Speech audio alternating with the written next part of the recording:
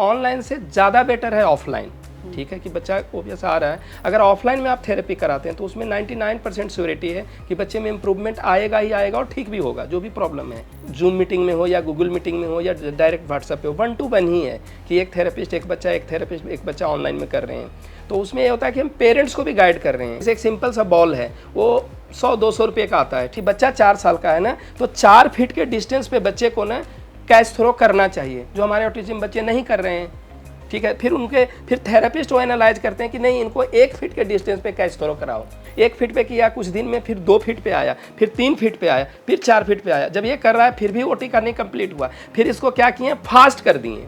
ठीक है, लेफ्ट से कर दिए, राइट से कर दिए। बच्चा अगर फास्ट कर रहा है तो रीजनिंग बढ़ जाएगा। अगर थेरेपी नहीं भी करा सकते हो, बहुत लोगों के पास चार्ज ही देने के लिए नहीं है। क्या पेरेंट ट्रेनिंग प्रोग्राम भी मैं फ्री में ही बता देता हूँ। फर्स्ट डे जो 2 घंटे का असेसमेंट करते हैं, ज़्यादातर लोग जो ऑनलाइन करते हैं तो वो ज़्यादातर पहले पेमेंट दे दो जी, पहले मतलब एडवांस पेमेंट दे दो, तब मैं आपके बच्चे को देखूंगा या असेस करूंगा। तो वहाँ पे एक फ्रॉड होने का चांस होता है, वो सभी के लिए है, मेरे लिए भी आपके लिए भी। तो वहाँ पे इसका मैंने सॉल्यूशन ट्रस्ट के लिए किया है कि कोई चार्ज नहीं करते हैं, मैं असेसमेंट। दूसरा है कि मैं फ्री करता हूँ पहला 5 दिन 7 दिन, ताकि आपको एक ट्रस्ट बन जाए कि हमारे बच्चे, और 7 दिन में इंप्रूवमेंट दिखेगा आपको। सेहतनामा देख रहे सभी दर्शकों का स्वागत। सेहतनामा में आज हम बात करने जा रहे हैं जिन बच्चों को स्पीच डिले या ऑटिज्म की प्रॉब्लम होती है, उनको थेरेपी दी जाती है और कई बार सेंटर में जाना पड़ता है, स्पीच थेरेपिस्ट की ज़रूरत होती है। कुछ लोग ऑनलाइन और कुछ लोग ऑफलाइन जाते हैं, कुछ लोग ऑनलाइन भी स्पीच थेरेपी देते हैं। तो क्या ऑनलाइन स्पीच थेरेपी उतनी कारगर होती है जितनी कि ऑफलाइन, यानी कि जब आप सेंटर में बच्चे को ले जाते हैं? क्योंकि शायद आप में से बहुत सारे पेरेंट्स इस वीडियो को देख रहे हैं, आप स्पीच थेरेपिस्ट के पास बच्चे को नहीं ले जा सकते लेकिन प्रॉब्लम में है बच्चा, तो क्या ऑनलाइन से कुछ फ़ायदा हो सकता है? आज इस पर बात। राजीव रंजन जी हमारे साथ हैं, स्पीच थेरेपिस्ट है, ऑनलाइन ऑफलाइन दोनों ही थेरेपी देते हैं। तो कुछ डाउट्स आपके मन में होंगे, उन्हें हम दूर करने की कोशिश करेंगे। Welcome sir. नमस्ते। हमने स्पीच थेरेपी और ऑटिज़म पर इससे पहले के वीडियो में बात की है। डिस्क्रिप्शन में उस वीडियो का भी लिंक है, आप उसे देख सकते हैं। लेकिन अब बच्चों को ज़रूरत है, ऑटिस्टिक बच्चे हैं या स्पीच डिले है, उनको स्पीच थेरेपी चाहिए लेकिन सेंटर में नहीं जा सकते। जो सेंटर में आ सकते हैं, जिनके पास अवेलेबिलिटी है, जैसे आपके काफ़ी सारे सेंटर्स हैं पंजाब में। हाँ जी। और डिस्क्रिप्शन में हमने उनका लिंक भी दिया हुआ है, आप वो भी चेक कर सकते हैं। लेकिन अगर सेंटर में आपके पास नहीं आ सकते तो आप ऑनलाइन भी देते हैं। Yes ma'am. लेकिन ऑनलाइन में सबसे बड़ा सवाल कि एक बच्चा जो पहले ही टिक के नहीं बैठता, वो ऑनलाइन थेरेपी आप कैसे देंगे?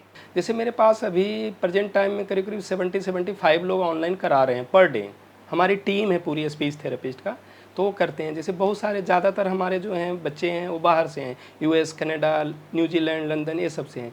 तो आपको ये है कि उनका एक तो वहाँ से यहाँ आ नहीं सकते हैं, किस बात है, ठीक है, टाइम नहीं है उनके पास कि यहाँ आके रुक के थेरेपी कराएं। ये तो हुआ बाहर की बात। इंडिया में भी बहुत लोग हैं हमारे, यूपी से भी, बिहार से भी, झारखंड से भी, बहुत जगह से लोग करा रहे हैं थेरेपी, हमसे ऑनलाइन करा रहे हैं अपने टाइम के हिसाब से।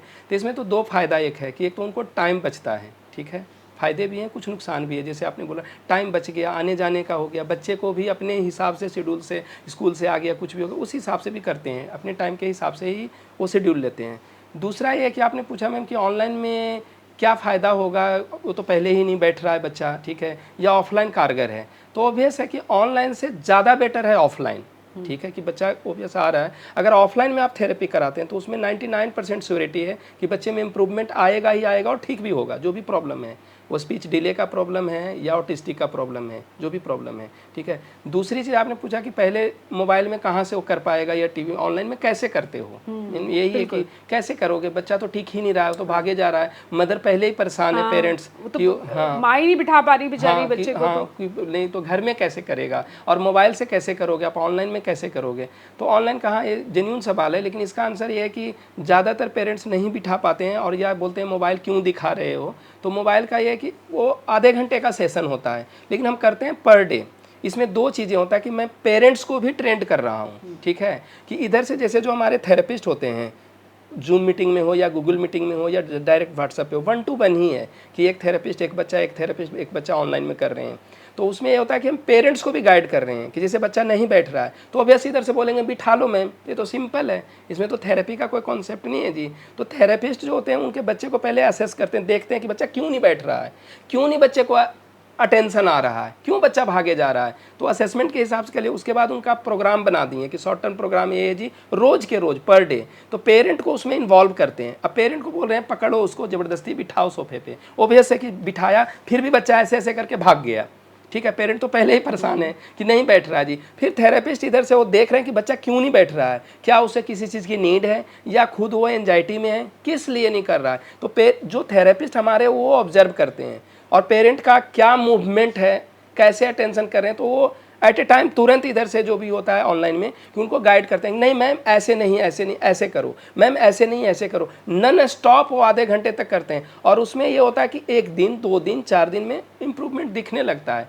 तो वो ट्रस्ट करने लगते हैं कि हाँ जी इनमें आ रहा है, ठीक है, इस वजह से ऐसे होता है। तो ये जो एक तो कहते हैं कि बच्चों को फ़ोन मत दो, स्क्रीन पे मत दो, ऑटिज़म बढ़ता है इससे, और आप स्क्रीन पे बिठाने की बात, स्क्रीन पे ही ऑफ कोर्स ऑनलाइन होगा, हाँ, या मोबाइल या टीवी या लैपटॉप, तो वो कॉन्ट्रडिक्शन नहीं है? हाँ जी है जी मैम। जैसे बहुत सारे पेरेंट के माइंड में ये चल रहा है कि वो तो लैपटॉप ही तोड़ देगा, फ़ोन ही उठा के फेंक देगा या फ़ोन में ही देखने लगेगा। तो वो तो आप खुद मना कर रहे हो और बोलते भी हो, बहुत जगह सुने भी हैं या देखे भी हैं गूगल में या आपका भी एपिसोड में देखे हैं बहुत लोग कि अगर मोबाइल दिखा रहे हो, टीवी दिखा रहे हो, जो भी है स्क्रीन टाइम, तो उससे वर्चुअल ऑटिज्म होते हैं। सही बात है कि होते हैं ये, लेकिन मैं ऑनलाइन स्क्रीन पे ही कर रहा हूँ। तो मेरा ये कहना है कि जो बच्चा जितना एज का, कोई बच्चा 4 घंटा देख रहा है, कोई बच्चा 5 घंटा देख रहा है, अपना राइम्स देख रहा है, जॉनी जॉनी जो कुछ भी देखता है वो, या अपना कार्टून देख रहा है, तो वो वर्चुअल ऑटिज्म का कारण बनते हैं लंबा टाइम। अगर किसी बच्चे को 20 मिनट, आधे घंटा, 1 घंटा है बच्चे के हिसाब से, 1 घंटा, 1 साल 2 साल का बच्चा है तो वो 1 घंटा टीवी देख सकता है।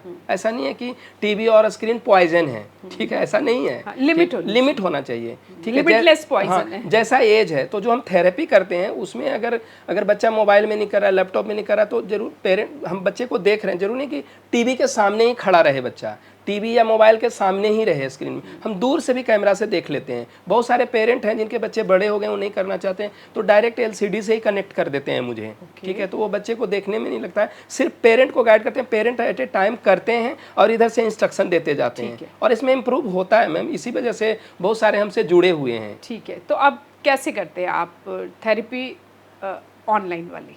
हाँ, दोनों थेरेपी होता है। जैसे ऑटिस्टिक बच्चे में ये भी सवाल होता है कि ठीक है आप इंट्रोडक्शन देके या वर्बली बोल बोल के कर दोगे, पेरेंट करेंगे, ओटी कैसे करोगे? इसमें 2 तरह के मेन थेरेपी होता है। एक होता है ABA, जो मैंने बोला अप्लाइड बिहेवियरल एनालिसिस, जिससे अटेंशन कंसंट्रेशन इंप्रूव होगा इस थेरेपी से। इसको CBT भी बोलते हैं, कॉग्निटिव बिहेवियर थेरेपी से। इससे बच्चे में अटेंशन कंसंट्रेशन इंप्रूव होता है। दूसरी थेरेपी होती है OT। मैं इधर से इंस्ट्रक्शन दे देकर मैं बोल दिया कि मैम इस तरह से करो तो बच्चे में टेंशन आएगा, अगला स्टेप में ऐसे करो, फिर अगला स्टेप में ऐसे करो। पेरेंट को गाइड करते जाते हैं, वो करते जाते हैं, घर में ही करते जाते हैं, क्योंकि उसके लिए कोई टूल्स वगैरह की नहीं नीड है। जो भी है मदर खुद ही कर लेगी, ठीक है। हाथ से मसाज करना है या एक्सरसाइज करना है, जिससे कि जैसे मैं अभी आपसे बात कर रहा हूँ तो ये हवा में बात हो रही है, मैंने टच किया तो तुरंत आपके सेंस में गया, तो सेंस पे वर्क करते हैं, तो मदर करती हैं, तो उससे ABA का पार्ट तो निकल जाता है। अब दूसरा सवाल ये होता है, बहुत सारे पेरेंट पूछते हैं हमसे कि ये तो ठीक है लेकिन OT कैसे करोगे, जिसको हम ऑक्यूपेशनल थेरेपी कहते हैं। उसके लिए तो पूरा वो चाहिए, एनवायरनमेंट भी चाहिए, बहुत सारे टूल्स भी चाहिए, ठीक है, कि झूला चाहिए तो बॉल चाहिए, तो अलग अलग टूल। तो उसमें 2-3 टूल्स होते हैं, जैसे बॉल है, जिम बॉल है, छोटा बॉल है, बड़ा बॉल है, वो सबसे बच्चे को हम करा तो वो इजीली ले सकते हैं पेरेंट्स, ठीक है। वो आप बताते हैं कि आपको कौन कौन से टूल्स खरीदने वो बताते हैं। वो भी ऑनलाइन आप पेरेंट्स को सिखाते हैं, कोई भी या फादर हो या मदर हो, जो वो मैं बताता हूँ कि जैसे बॉल का यूज है। मैं जैसे एक सिंपल सा एग्जांपल बताता हूँ ताकि सब पेरेंट्स को पता चले। जैसे एक सिंपल सा बॉल है, वो 100-200 रुपये का आता है, ठीक है। अब उस बॉल का यूज क्या है OT में? ऑक्यूपेशनल थेरेपी में बहुत जगह देखे होंगे कि बच्चे को बॉल कैच थ्रो करा रहे हैं या अप डाउन करा रहे हैं, कि ऊपर करो, नीचे करो, ये कैच थ्रो करो, लेफ्ट से करो, राइट से करो, करते हैं, तो वो तो पेरेंट कर सकते हैं। तो फिर ऑक्यूपेशनल थेरेपी में आने की नीड क्या है? ऑक्यूपेशनल थेरेपी में ये नहीं है कि कैच थ्रो करें, वहाँ पे फिर थेरेपिस्ट ये जज करते हैं कि बच्चा 4 साल का है ना, तो 4 फीट के डिस्टेंस पे बच्चे को ना कैच थ्रो करना चाहिए, जो हमारे ऑटिज्म बच्चे नहीं कर रहे हैं, ठीक है। फिर थेरेपिस्ट वो एनालाइज करते हैं कि नहीं, इनको 1 फीट के डिस्टेंस पे कैच थ्रो कराओ, तो 1 फीट पे करने लगा, पेरेंट से भी कर रहा है, पेरेंट को तो सिर्फ पता है बॉल है कैच थ्रो कर लो जी। 1 फीट पे किया, कुछ दिन में फिर 2 फीट पे आया, फिर 3 फीट पे आया, फिर 4 फीट पे आया। जब ये कर रहा है फिर भी ओटी का नहीं कंप्लीट हुआ, फिर इसको क्या किए, फास्ट कर दिए, ठीक है, लेफ्ट से कर दिए, राइट से कर दिए। बच्चा अगर फास्ट कर रहा है तो रीजनिंग बढ़ जाएगा, जब रीजनिंग बढ़ जाएगा तो बच्चा फिर अपना जो भी रीजनिंग का वर्क है कि हमें समझना है ठंडा है गर्म है, सुसु पोटी कंट्रोल, वो धीरे धीरे अपने एज के हिसाब से करता है। मैंने जैसे एक पार्ट बताया, तो वो जैसे अब जैसे सबके घर में ट्रैम्पोलिन नहीं होता है, इवन सोफा है, तो सोफा में भी स्प्रिंग लगा हुआ है, बच्चा उस पर उछलता है, पेरेंट को नहीं समझ में आ रहा है, ठीक है। अब ट्रैम्पोलिन पे जो ऑक्यूपेशनल थेरेपिस्ट होते हैं वो क्या करते हैं, ट्रैम्पोलिन पे बच्चा उछल जंप कर रहा है तो इनका इंस्ट्रक्शन इधर से रहता है, स्टॉप,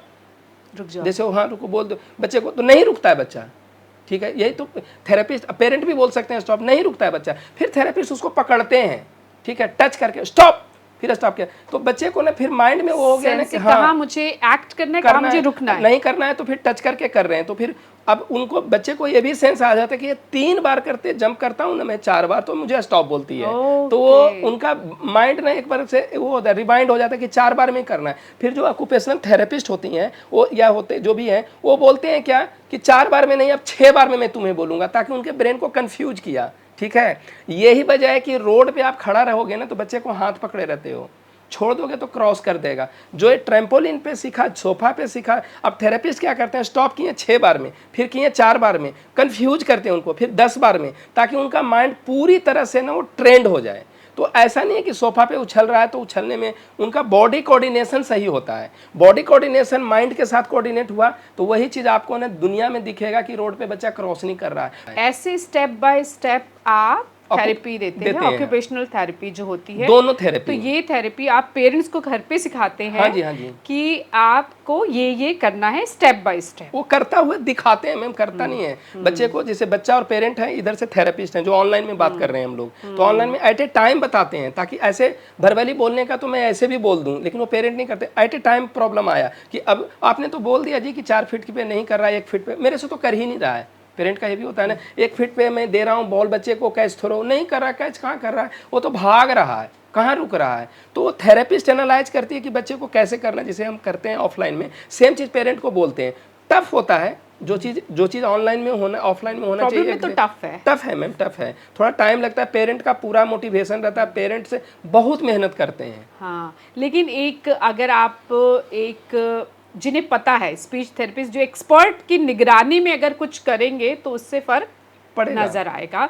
अब सवाल ये है कि ऑफलाइन और ऑनलाइन में कितने परसेंटेज फ़र्क पड़ता है, मतलब ऑफ कोर्स सेंटर में जाकर कराना ज़्यादा बेहतर है, लेकिन जो ऑनलाइन अगर ऑप्ट करते हैं जिनके पास कोई विकल्प ही नहीं है इसके अलावा, तो इम्प्रूवमेंट कितनी होगी?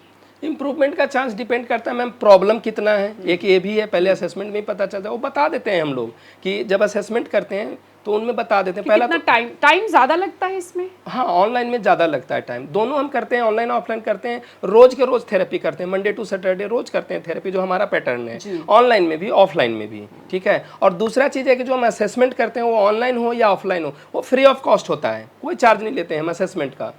उसमें हमें सिर्फ चाहिए आपसे टाइम, पेरेंट का 2 घंटा मुझे चाहिए, 2 घंटा लगता है असेसमेंट में, वो ऑनलाइन हो या ऑफलाइन हो, मिनिमम टाइम।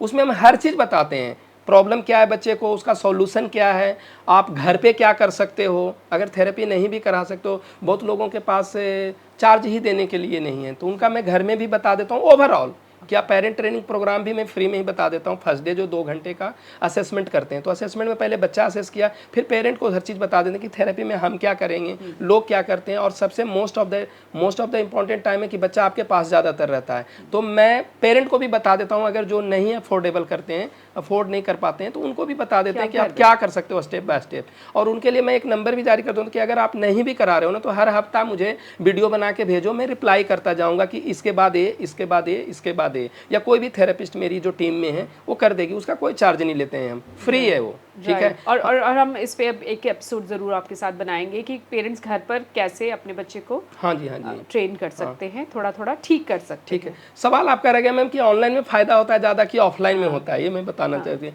तो ऑनलाइन में ऑब्वियस है कि ऑफलाइन में ज़्यादा फर्क पड़ता है, 80 to 90% फ़र्क जो पड़ेगा आपको ऑफलाइन में पड़ेगा। तो इसका मतलब ये नहीं है कि कुछ ना से अच्छा है कि ऑनलाइन में आपको करीब करीब तो 70 से 80% ऑनलाइन में भी फ़र्क पड़ेगा, ठीक है। और हमारा होता भी है कि अगर नहीं फ़र्क पड़ेगा तो छोड़ दो, आप मत कराओ, ठीक है, किसी के भी पास, कि अगर नहीं तो लेकिन कुछ ना कुछ आपको बेनिफिट मिलेगा।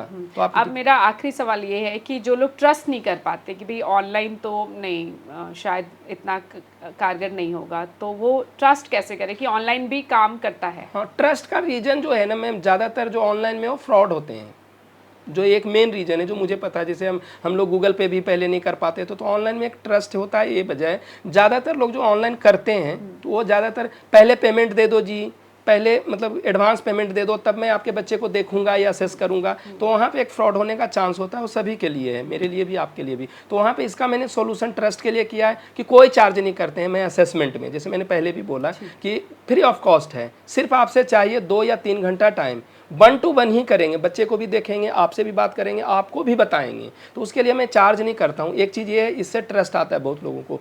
दूसरा मैं ये करता हूँ कि आपको अगर थेरेपी में ये है ना कि ऑनलाइन में होगा क्या, करोगे कैसे, क्या है नहीं है, मैं ऐसे पैसे क्यों दे दूँ, ऐसे भी बहुत लोगों के माइंड में आता है। तो उसके लिए भी मैं क्या करता हूँ कि 2, 3, 4, 5 क्लास जैसा भी आपको लगे तो वो मैं फ्री करता हूँ, ताकि आपको ट्रस्ट बने। हाँ, ट्रायल कर सकते हैं। और उसमें मैं दिखा देता हूँ, जो भी हमारे थेरेपिस्ट हैं ना वो शो कर देते हैं कि जहाँ भी आप बैठे हो ना, वहाँ के ऑफलाइन से भी बेटर मैं कर दूंगा ऑनलाइन में। अगर आपको किसी भी शहर में, कनाडा यूएस में रह के अगर ऑफलाइन में जो थेरेपी करा रहे हो, वहाँ से आपको अगर 10% मिल रहा है तो हमारे को 80% मिलेगा हमसे, ये श्योर है। और वो आपको 5 दिन में पता चल जाएगा, 6 दिन में, क्योंकि पेरेंट को पता नहीं, होता है। आप मत कराइए 5 दिन, अगर आपको ठीक नहीं लगता नहीं, 4-5 दिन कराएं, करा हाँ। के तो आप मत हाँ, कराइए। ज़्यादातर लोग वही होता है कि एक तो पैसे का है, एडवांस नहीं तो ट्रस्ट बनता है। दूसरा है कि मैं फ्री करता हूँ पहला 5 दिन 7 दिन, ताकि आपको एक ट्रस्ट बन जाए कि हमारे बच्चे, और 7 दिन में इंप्रूवमेंट दिखेगा, आपको दिखेगा इंप्रूवमेंट 100%। आप श्योर करते हैं? हाँ, श्योर करते हैं, तभी आप कर पाओगे, नहीं तो नहीं कर पाओगे। चलिए, बहुत सारे बच्चों को प्रॉब्लम है स्पीच डिले की भी और ऑटिज्म की भी, तो वी होप कि होप सेंटर जो आपका है वो उनके लिए कारगर साबित हो। और जो ऑनलाइन या ऑफलाइन कंसल्ट करना चाहते हैं, डिस्क्रिप्शन में डिटेल दी हुई है, वो देख सकते हैं।